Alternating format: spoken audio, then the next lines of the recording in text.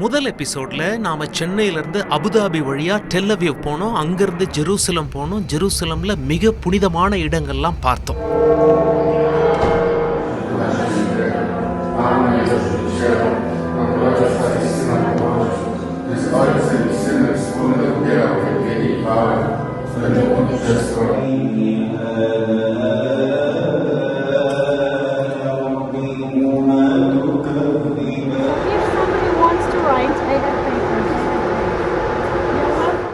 உங்க மனசுல ஒரு கேள்வி இருக்கலாம். மற்ற மதத்திலிருந்து கிறிஸ்தவ மதத்திற்கு மாறலாம், மற்ற மதத்திலிருந்து இஸ்லாமிய மார்க்கத்திற்கு மாறலாம், மற்ற மதத்திலிருந்து யூத மதத்திற்கு மாற முடியுமா என்ற ஒரு கேள்வி. அந்த விடையை தெரிஞ்சுக்க நாமளும் ஷால்வா அப்படிங்கிற ஒரு சென்டருக்கு போனோம். அங்கே சயா பிஸ்கர் இருக்காங்க.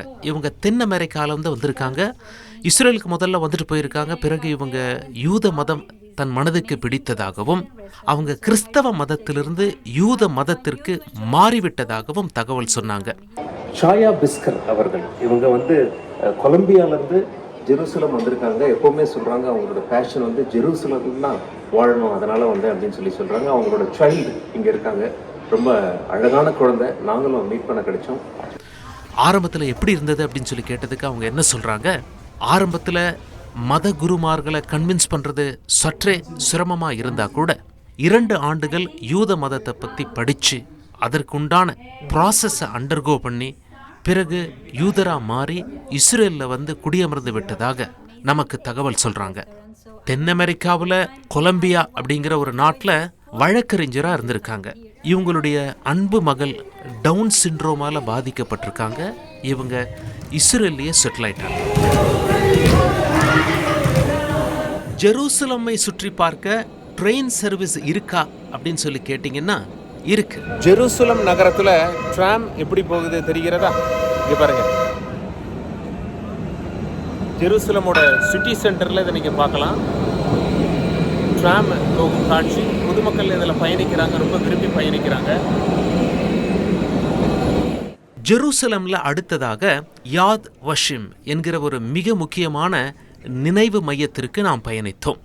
அதாவது அரசாங்கம் சார்பாக இந்த நினைவு மையம் நடத்தப்படுகிறது. இஸ்ரேலிய மக்களுக்கும் உலக மக்களுக்கும் யூதர்களின் வரலாற்றை சொல்வதற்காக.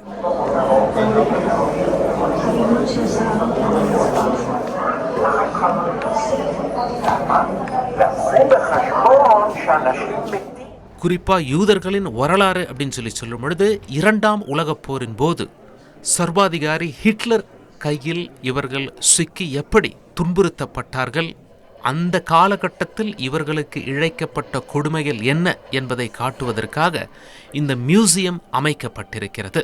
அதை சுற்றி பார்த்தோம்.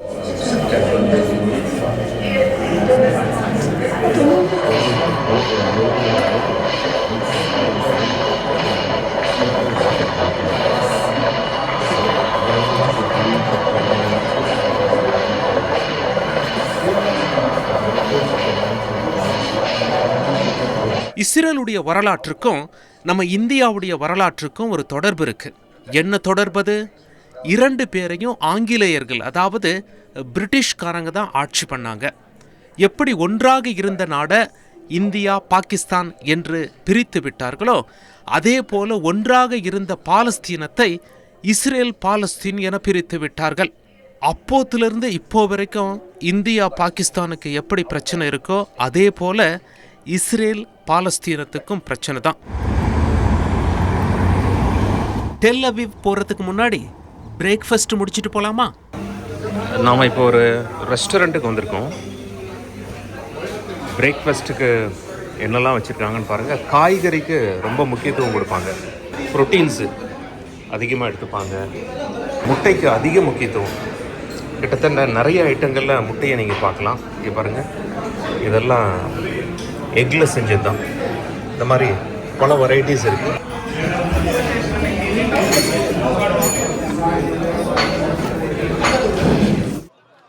ஜெருசலம்லேருந்து நாம் பஸ்ஸில் போயிட்டு இருக்கும்போது ஒரு சம்பவங்க. நமக்கு கொஞ்சம் தூரத்தில் வேறொரு பஸ்ஸில் திடீரென ஒரு துப்பாக்கி சூடு. 6 பேர் உயிரிழந்து விட்டார்கள். துப்பாக்கியால் சுட்டவங்க யார் அப்படின்னு சொல்லி விசாரிக்கும் பொழுது மேற்கு கரையிலிருந்து வந்த 2 பேர் இந்த பயங்கரவாத செயலில் ஈடுபட்டார்கள் என்று இஸ்ரேலிய அரசாங்கம் தெரிவித்தது. மேற்கு கரையில் எதன் காரணமாக அவர்கள் அங்கிருந்து வந்தார்கள் அப்படின்னு சொல்லி அங்கே உள்ள பத்திரிகையாளர்களிடம் பேசும்பொழுது அவங்க என்ன சொல்கிறாங்க, மேற்கு கரை மற்றும் காசா இது இரண்டும் சேர்ந்தது தான் பாலஸ்தீனம். மேற்கு கரை இஸ்ரேலுடைய கட்டுப்பாட்டில் 1967ஆம் ஆண்டு வந்ததிலிருந்து இப்போது வரை சுமார் 5 லட்சம் இஸ்ரேலியர்களை இஸ்ரேல் அரசு மேற்கு கரையில் குடிவைத்தது. இதை பாலஸ்தீனியர்கள் விரும்பவில்லை. அது மட்டும் இல்லை, குடியேறிய இஸ்ரேலிகளுக்கும் அங்கேயே தங்கியிருந்த பாலஸ்தீனர்களுக்கும் பிரச்சனை வரும்பொழுது இஸ்ரேலிய இராணுவம் இஸ்ரேலியர்கள் பக்கத்தில் சாய்ந்து விடுவதாகவும் மிகப்பெரிய குற்றச்சாட்டு எழுந்தது. இதில் விரக்தி அடைந்த காரணத்தினால் அண்டை பகுதியான இஸ்ரேலில் பயங்கரவாத செயலில் சில இளைஞர்கள் ஈடுபட்டிருக்கிறார்கள் என்ற தகவலும் வெளியானது. அங்கிருந்து டெல் அவிவ் நோக்கி புறப்பட்டோம். போகக்கூடிய வழியில் ஈரான் வீசிய குண்டுகள் இஸ்ரேலில் எங்கே விழுந்தது என்று தேடிக்கொண்டே சென்றோம். அப்பொழுது வைட்ஸ்மேன் இன்ஸ்டிடியூட் ஆஃப் சயின்ஸ் என்ற ஆராய்ச்சியகத்திற்குள் நுழைந்தோம். அங்கு உள்ளவர்களை விசாரிக்கும் பொழுது அங்கே ஒரு ஆராய்ச்சி மையத்தை காண்பித்தார்கள். இஸ்ரேலின் மிசைல் அதை பதம் பார்த்து விட்டது.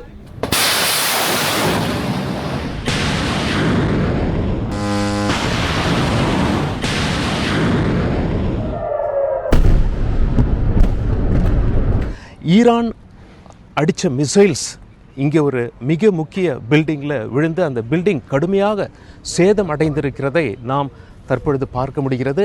அந்த கட்டிடத்தின் மீது விழுந்து அந்த கட்டிடத்தின் கண்ணாடிகள்லாம் நொறுங்கி கிடக்கும் காட்சிகளை நாம் தற்பொழுது பார்த்து கொண்டிருக்கிறோம். 12 நாட்கள் இஸ்ரேலுக்கும் ஈரானுக்கும் நடந்த கடுமையான போரில் இஸ்ரேலில் சுமார் 31 பேர் கொல்லப்பட்டாங்க. ஈரான் சுமார் 1000 பேர் அவங்க நாட்டில் கொல்லப்பட்டதாக சொல்லியிருக்காங்க. பலர் காயமடைஞ்சாங்க, பல கட்டடங்கள் சேதமடைந்திருக்கு. அப்படி ஒரு இடத்தை தான் இஸ்ரேலில் டெல் அவீவ் நகரத்தில் அமைந்திருக்கக்கூடிய இந்த இன்ஸ்டிடியூட் ஆஃப் சயின்ஸில் நாம் பார்த்து கொண்டிருக்கிறோம். அந்த சயின்ஸ் இன்ஸ்டிடியூட்டில் இவங்க ஒர்க் பண்ணுறாங்க. அதி அவங்களுடைய பேர். அந்த மிசைல் விழுந்த அன்னைக்கு அவங்க அங்கே இருந்திருக்காங்க. அதி, please tell us what exactly happened on that very particular day when Iranian missile hit your institute? So it happened on June 15. 2 rockets have been fired to the Weizmann Institute. We have 2 direct hits from Iran. Okay. One chemistry building and the other one for cancer research.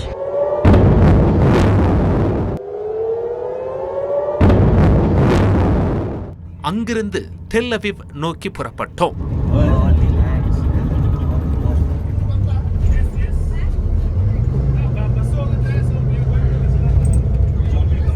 Tel Aviv அப்படின்னு சொன்னாலே youngsters இங்கே நிறைய இருப்பாங்க. நீங்கள் பேக்ரவுண்டில் கூட பார்க்கலாம். Beaches, high rise buildings, இதுக்கெல்லாம் பெயர் போன ஒரு ஊர். ஆனால் காஸ்ட்லி சிட்டி, ரொம்ப செலவாகும். அதாவது உலகத்திலேயே இருக்க காஸ்ட்லி சிட்டியில் மிகப்பெரிய லிஸ்ட்டில் வருது. யார்கிட்ட கேட்டால் சரியாக இருக்கும். இங்கே ஒரு இந்தியர் இருக்கார், அவர்கிட்ட கேட்டு பார்ப்போம். Sir, we have come all the way to Tel Aviv. Please to tell, you look like a South Indian. I'm from Bangalore, but I can understand. Like, where are you from? I'm from Tamil Nadu. Okay, I understand Tamil, but I cannot speak. Okay. So according to you, what is Israel and what is Tel Aviv, Jerusalem and Haifa? How do you differentiate between these cities? See, first of all, Israel is a country of innovation, and people are very energetic here. Haifa is like a example to some other countries where, like, Jews and Muslims are living together. So that is one of the example where people, like, the other rest of the world doesn't know about that. Tel Aviv, it's party city. Like, the party in the city never sleeps. Jerusalem, it's completely traditional and spiritual, religious. That play like the whole administration of Israel operates from there. Thank you for your comments, sir. Yeah. So வாங்க நாம போய் இப்போ del அவிவை சுற்றி பார்க்கலாம்.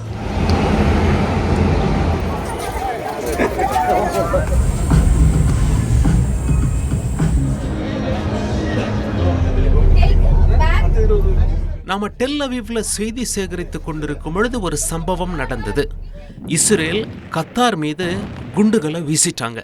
இந்த போரை பற்றி Israel மக்கள் என்ன நினைக்கிறாங்க? மக்கள்கிட்டயே கேட்டலாமே. I think it should be over. A war is never the answer, and I think that what we do in Gaza, it's not a good thing. It's not the answer to what we want. Killing innocent people, it's never the right way. We know that there is a good things that like the government wants to do for when the war is a part of it, but all the time 2 million people gonna be killed. It's never a good thing. What is your message to your Prime Minister? Do you think what he does is right? No, my Prime Minister should go home long time ago and leave us alone. Let us live peacefully here in Israel and with our neighbors. Go.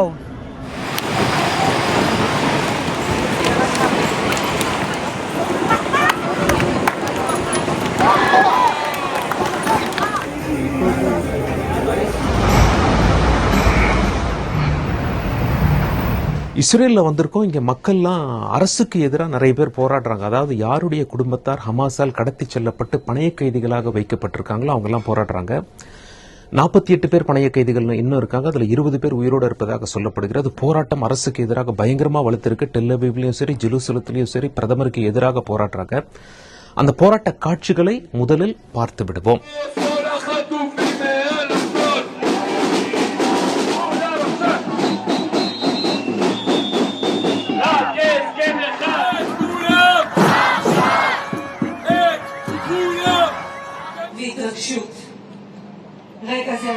דרור אור, גיא אילוז, כל החטופים מעל אשדוד.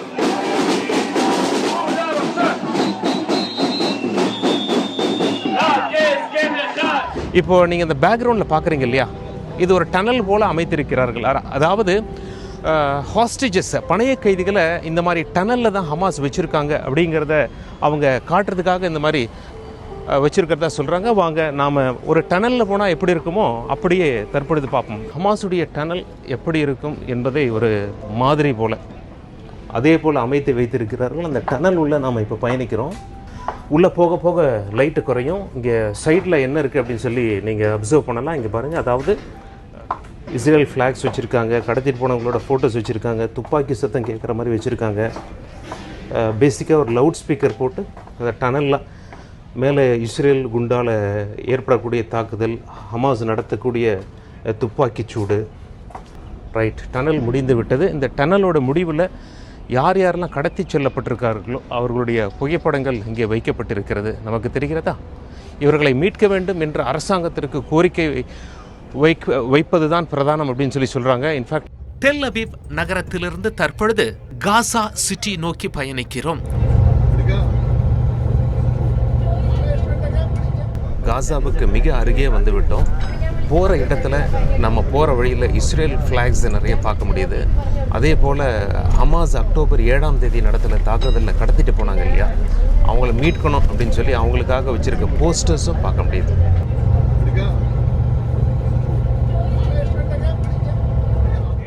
இஸ்ரேலிய ராணுவம் காசா city என்ற பகுதியில் தங்களுடைய தாக்குதலை தீவிரப்படுத்தி வருகிறது.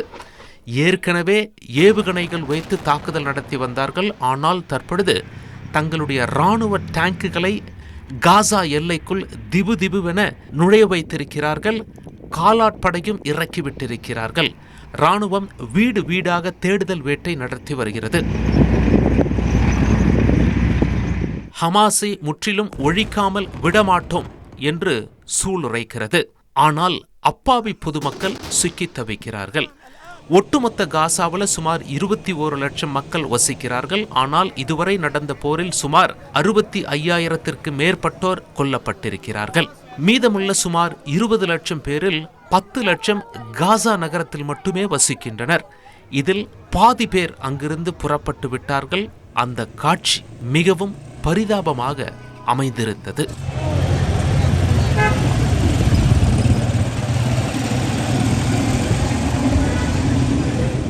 பெட்ஷீட்டுகளையும் படுக்கைகளையும் விரிப்புகளையும் தலையில் சுமந்த வண்ணம் கையில் கிடைத்த பொருட்களை எடுத்துக்கொண்டு மக்கள் உயிரை காப்பாற்றிக் கொள்ள ஓட்டம் பிடிக்கும் காட்சி பரிதாபத்திலும் பரிதாபம்.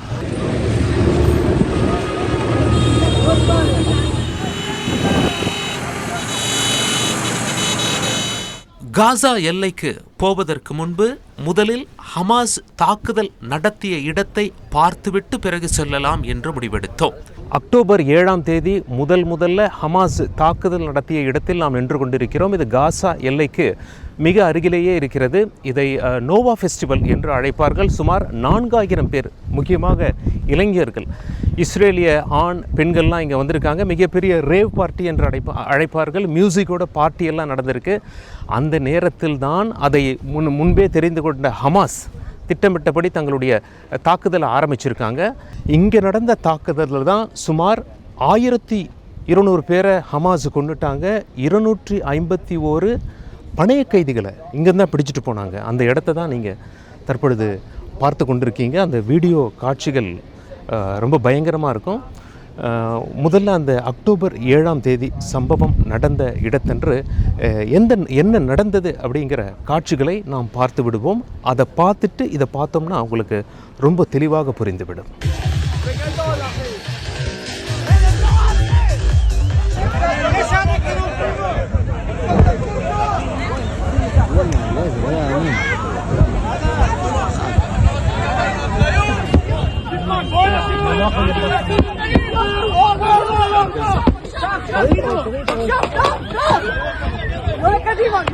இப்போ நீங்கள் அந்த காட்சிகள்லாம் பார்த்துருப்பீங்க. அந்த சம்பவம் நடந்த இடம்தான் நாம் நின்று கொண்டு இருக்கும் பகுதி. ஏன் இங்கே சுற்றுலா பயணிகள்லாம் வந்து பார்க்குறாங்கன்னு பார்த்தீங்கன்னா, இந்த பகுதியில் தான் அந்த ஸ்டேஜானது அமைக்கப்பட்டிருந்தது. அதை சுற்றி இங்கே நின்று கொண்டு இருந்தார்கள். ஹமாஸ் பேராஷூட்டில் வந்து குதிச்சாங்க, மிசைல்ஸ் அட்டாக் பண்ணாங்க, நேரடியாகவும் வாகனத்துலேயும் வந்துட்டாங்க. அந்த எல்லையோரம் இருக்கக்கூடிய அந்த ஃபென்சிங்கில் பிளாஸ்ட் பண்ணாங்க. இப்படியாக வாகனங்களில் பயங்கர துப்பாக்கியோடு உள்ளே வந்து சுமார் 1200 பேரை கொன்று விட்டார்கள். ஹமாஸினுடைய பழைய கணக்கு என்ன அப்படின்னு சொல்லப்படுகிறதுனா, பணைய கைதிகளை பிடிச்சிட்டு போட்டால் அதை வச்சு நிறைய பேர் இஸ்ரேலிய சிறையில் இருக்கவங்களை விடுதலை பண்ணிடலாங்கிறது அவங்களுடைய எண்ணம் அப்படி சொல்லிட்டு இஸ்ரேல் இராணுவத்தை சேர்ந்தவங்க சொல்கிறாங்க. பட் இந்த முறை 1200 பேரை கொன்னதால் இஸ்ரேல் என்ன சொல்கிறாங்க, நாங்கள் இதில் சமரசம் செய்ய விரும்பலை, 1200 உயிர்களுக்கு யார் பதில் சொல்வது என்று தீவிர தாக்குதல் நடத்துகிறாங்க.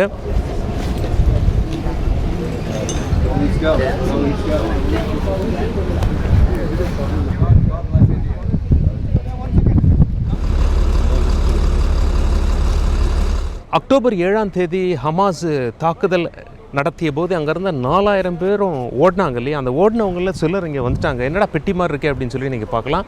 இது ஒரு குப்பை தொட்டியாக அப்பொழுது இருந்தது. அங்கேருந்து என்ன பண்ணாங்க, எல்லோரும் சரி உயிரை கையில் பிடிச்சிட்டு ஓடணுமே அப்படின்னு சொல்லிட்டு ஓடி வந்து அவங்க என்ன பண்ணியிருக்காங்க, இந்த குப்பை தொட்டி உள்ள குதிச்சுட்டு குப்பையெல்லாம் எடுத்து அவங்க மேலே போட்டாங்க. ஆரம்பத்தில் ஹமாஸ் அதை கண்டுபிடிக்கலை. பட் போக போக அதை கண்டுபிடித்து நிறைய பேர் ஷூட் பண்ணிட்டாங்க. சில பேர் உயிர் பிழைத்து கொண்டார்கள். அந்த குப்பைகள் இருந்ததையும் இன்னும் அப்படியே வச்சுருக்காங்க இஸ்ரேல். நம்ம பேசிகிட்டு இருக்கும்போதே சத்தம் கேட்குதா? அந்த சத்தமானது காசாவில் இஸ்ரேல் இராணுவம் வீசக்கூடிய குண்டுகள். ஏன்னா தற்பொழுது காசா எல்லையில் நாம் நின்று கொண்டிருக்கிறோம். அந்த குண்டு வீசிய அனுபவம் இவங்களுக்கும் கேட்டிருக்கோம். இவங்க இஸ்ரேலேருந்து வந்திருக்காங்கன்னு நினைக்கிறோம், இதை பார்வையிட வந்திருக்காங்க. Ma'am, if we could have a few words with us, did you hear the bomb that exploded just now? Yes, I heard it's from Gaza. How did you feel when you hear the noise of the bomb exploding right now near us? Yes, it's scared. It's always scaring. Yeah. அங்கிருந்து kibbutz என்று அழைக்கப்படும் இஸ்ரேலிய மக்கள் வாழக்கூடிய எல்லை ஓர கிராமங்களை பார்க்க ஆரம்பித்தோம். ஹமாஸ் இங்கும் வந்து தாக்குதல் நடத்தியதாக அங்கிருந்தவர்கள் ஒரு வீட்டிற்கு அழைத்து சென்றனர். அதில் தோட்டாக்கள் எங்கு பார்த்தாலும் துளைத்திருந்தது.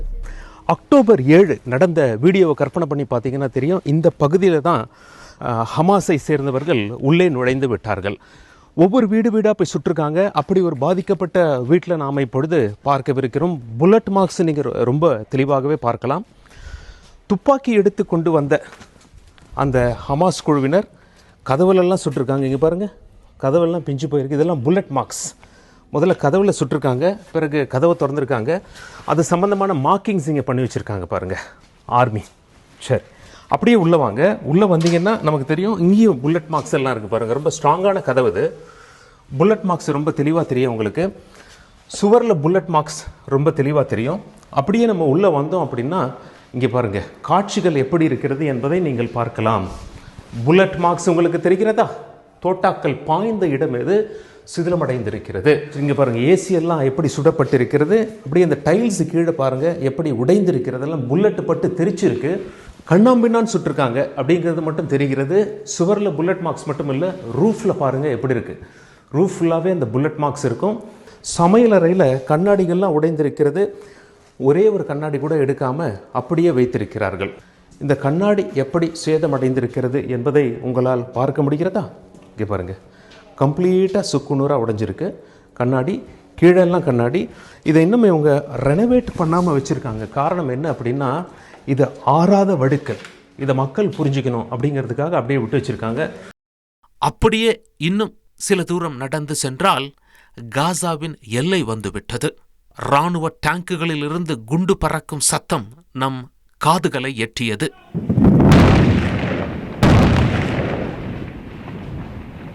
தந்தி டிவி காசாவுடைய எல்லைக்கே வந்துட்டோங்க. ஃபென்சிங்கே இருக்கு பார்த்தீங்களா? இது இஸ்ரேல் தரப்புல வாழக்கூடிய மக்களுக்காக போடப்பட்டிருக்கிற ஃபென்சிங். இங்க பாருங்க, அங்க உங்களுக்கு நல்லா தெரிகிறதா? அந்த இதெல்லாமே டெசர்ட் தாங்க, எல்லாம் பாலைவன பகுதி. அங்க அடிக்கடி இப்போ குண்டு சவுண்டு கூட கேட்கும். நான் பேசிக்கொண்டு இருக்கும் பொழுதே எங்களுக்கு கேட்கிறது. அங்கெல்லாம் தூசி பறக்கிறது. அங்கே இஸ்ரேலிய ராணுவத்தினுடைய பிரசன்ஸ் அங்கே அதிகமாக இருக்கிறது. அந்த பக்கத்தில் போர் தீவிரமாக நடைபெற்று கொண்டிருக்கிறது. சரி, அந்த நேரத்தில் அக்டோபர் 7ஆம் தேதி இது இந்த மாதிரி இல்லை, இதெல்லாம் உடைச்சிட்டு உள்ள வந்துட்டாங்க ஹமாஸ். அந்த நேரத்தில் இங்கே ஒருவர் பாதிக்கப்பட்டவர், இவருடைய குடும்பத்தார் பாதிக்கப்பட்டாங்க. இவர் தற்பொழுது நின்று கொண்டிருக்கிறார். இவர்கிட்டயே நாம பேசுவோம். Sir, what is your name? How many years are you living here? Were you present on the 7th of October when Hamas entered through this gate? I'm Avishar Gentaro. I'm 42 years old, born and raised in Kfar Aza, in that place, that village. Okay. My parents live here. Okay.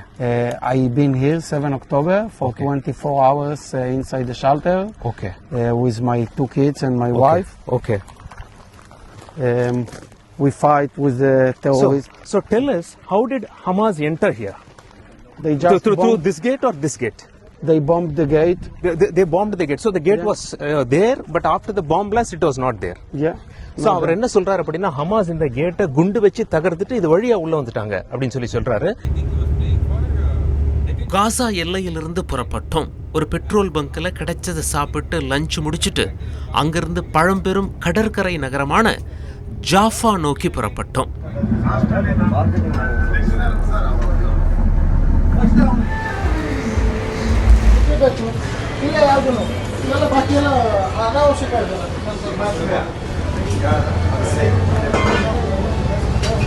நாம வந்து del அவீவ்ல ஜாஃபா அப்படிங்கிற ஒரு market பகுதியில் இருக்கோம்.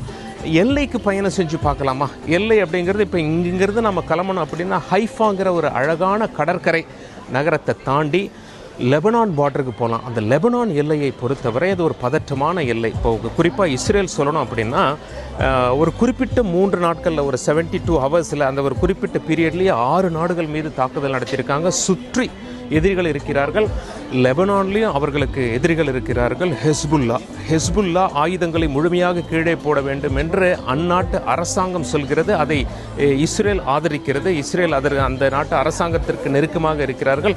ஹெஸ்புல்லாவுக்கு எதிராக இருக்கிறார்கள். Israel லெபனானில் கொண்டு போய் போட்ட குண்டுகளில் சுமார் 4000 பேர் உயிரிழந்திருக்கிறார்கள்.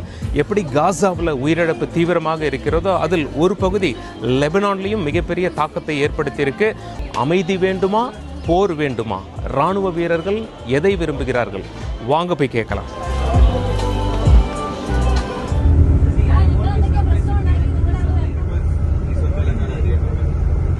Shooting us, they will not have any houses left. ரொம்ப தூரம் டிராவல் பண்ணி லெபனான் பார்டர் பகுதியில் வந்திருக்கோம். நாம் நிற்கிறது இஸ்ரேல்.